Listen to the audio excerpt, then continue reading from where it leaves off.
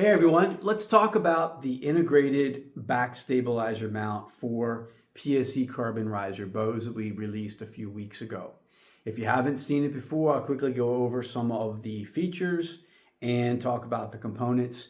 And I want to then get into how to make this function the best way it possibly can on your bow. So it has three modules. There's the quick disconnect module. It includes a quick disconnect pin that goes on your stabilizer, drops down into there and locks in place. You have a middle module. We have laser engraving on it. And then we also have the riser module. It also has some engraving. The riser module has a hexagonal pilot point. It's hexagonal, designed to match up exactly to the hexagon shape inside of the circular part of your quiver bushing. If you've never taken the bushing apart, you really should. You should look at it, get a sense of how it functions. So it's two pieces, a male threaded piece, which is the round side, a female threaded portion, which is the triangular side. So they rotate together to lock against the riser.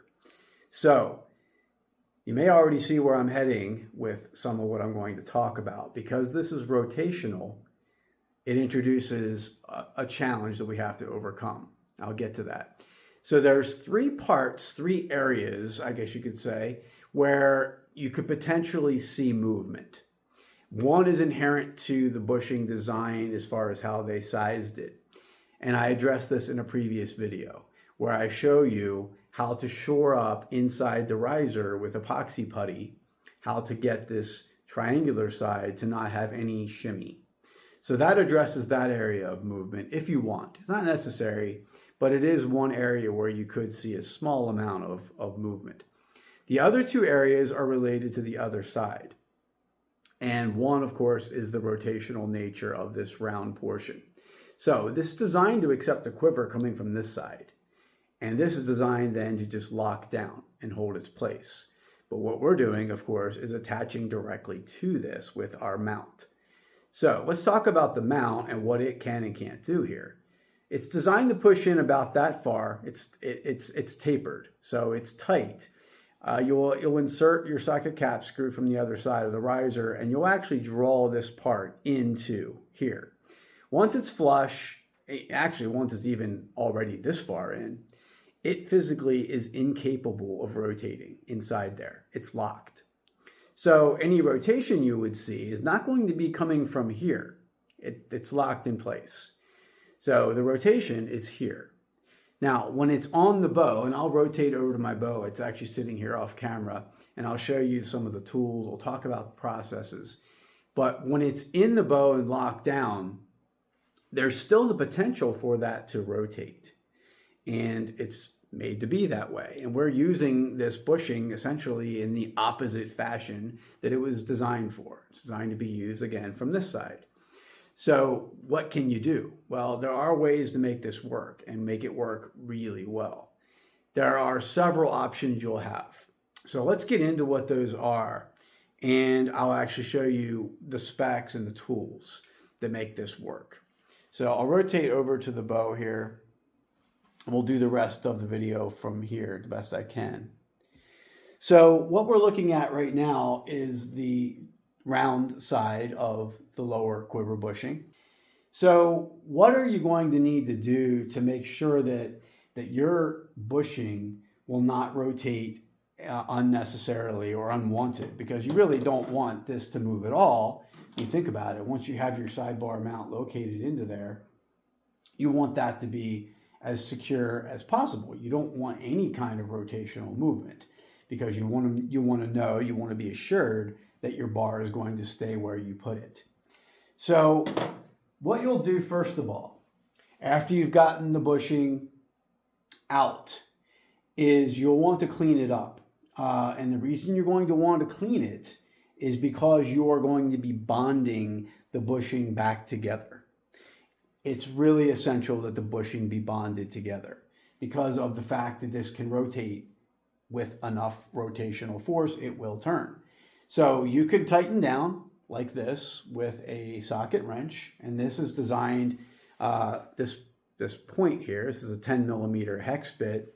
It fits perfectly into there. so that's what they designed it to be used with, is a hex bit. You can crank down that bushing to even say 120 inch-pounds, and that is the spec that I take them to. And it will be very, very tight. But once you put the mount in place and add a bar, you have a lot of leverage now, and you will be able to rotate back up again. So over time in field use, sitting the bow down, having the bottom of the bar be bumped, I can see where potentially you could start to loosen that rotational piece. So just tightening it alone won't be sufficient. It is part of what you're going to do though, when you reassemble it and you use the bonding agent on it. So clean it up, make sure that it's got, it's free of oils. Use an acetone on the metal parts. That's what I do on those threads. So you'll want to actually take the threads apart, like I said earlier, clean them up, make sure they're ready to go, ready to accept adhesive. And then consider what type of adhesive you'll want to use. So there's a couple options. I chose what I believe is the best, and I chose what I believe is going to be a permanent fix for my bow. You don't have to choose this, but if you want the best performance, I suggest that you do. So what I have here is Total Boat. That's the brand, Flex Epox. And this is a 1 to 1.2 ratio mix by weight is how I do it. And this is designed to be able to absorb vibration and withstand vibration over time. So that's what I choose to use for my bonding material, because I don't want there to be a chance that it would crack. So yes, the bushing gets bonded back together. Now you could use like a semi-permanent thread locking material, and I have attempted that, and it works. I would say it works to about 80-90% or so of the amount of tightness that you really want to achieve, or resistance to rotation that you want to achieve. So because that's not a foolproof solution, I decided to go with this, which I know is. So I've already done that to this bushing. This bushing is now bonded in place. Last night I put the epoxy in, and then after applying the epoxy, I tightened this down to 120 inch-pounds and let it set. So that one is now completely set in place. So I'll put the mount back in here. And when you attach the mount, you'll want to consider where the arrow is and where you want it to be located. Of course, it's hexagonal, so you'll have to find which of the planes line up the best for where you want it to be. Right here, I think is a good spot for me. The arrow is basically in line with the vertical alignment of the riser at this point. So as you can see, it pushes in part way, doesn't go all the way in, like I said, and then you'll run this socket cap screw into it. And in the past, I pointed out that I thought it should have a certain amount of torque on this, but really it doesn't need it. Getting it tight with a T-handle just to the point where I really can't turn it anymore is all it needs. Because in a way, this is really just a placeholder, this screw. It's holding the place, keeping that drawn in. So the pilot point is now drawn all the way in, and that's tight. You could tighten it a little more if you wanted to add some thread locking material to that screw, you could. But at this point, that's already doing everything it's going to need to do. It's not going to be resisting rotation. It's just pulling the pilot point into the bushing. So the resistance to rotation is where the adhesive comes into play. So we've already got that in there, locked down to 120 inch-pounds. The adhesive is set. So I've already moved past that completely. I'm done with that point, with that particular aspect. So that would be area 2, where there's potential for movement, is the rotational nature of the circular side of the bushing. Now, the third area where you potentially could see movement is from the modules themselves, these two modules. So the middle module and then the quick disconnect module. They each have a T30 titanium alloy screw, or if you chose the stainless steel, it would be a button head stainless steel screw that has a 3/16 hex head. Whatever screw you have, you're going to follow the same procedure here in terms of how tight it needs to be. So, another torque wrench. I have this one set up specifically for this with the T30 bit. And what I recommend on these screws is that you hit 150 inch-pounds. Might sound like a lot, but they actually can handle even more than that. So by doing that, by going to that 150 inch-pound, you are pushing down on that bushing, making it even tighter, and you are going to hit a level of torque that will prevent movement in these modules. So I do that on both of these screws. This is, of course, after I've made my adjustments or determined where I want the bar to be long-term for shooting. So lock it down at those specs. So 150 here, you're going to be hitting about 120 on the internal pieces of the bushing. But then, of course, as you tighten down here on this screw, you're actually going to tighten that bushing a little more because of you're pressing and rotating it. So those are the specs to hit.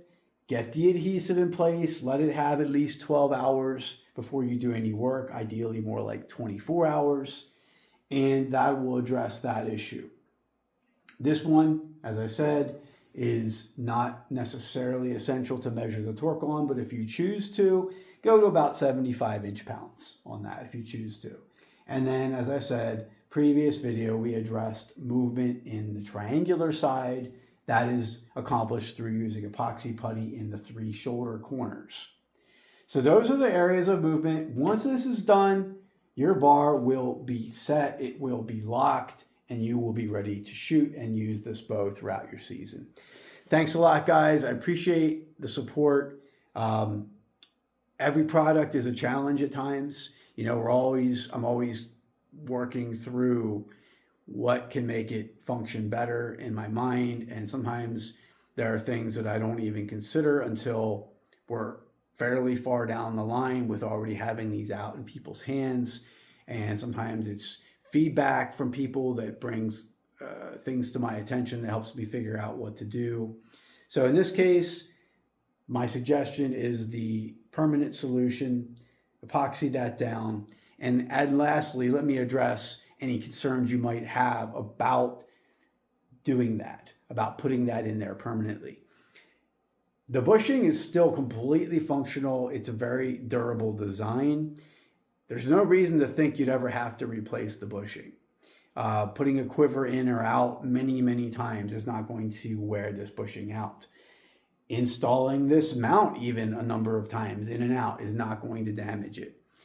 But once in most cases, you're just going to leave our riser module inserted there. And there's not like you would need to be moving it out too often.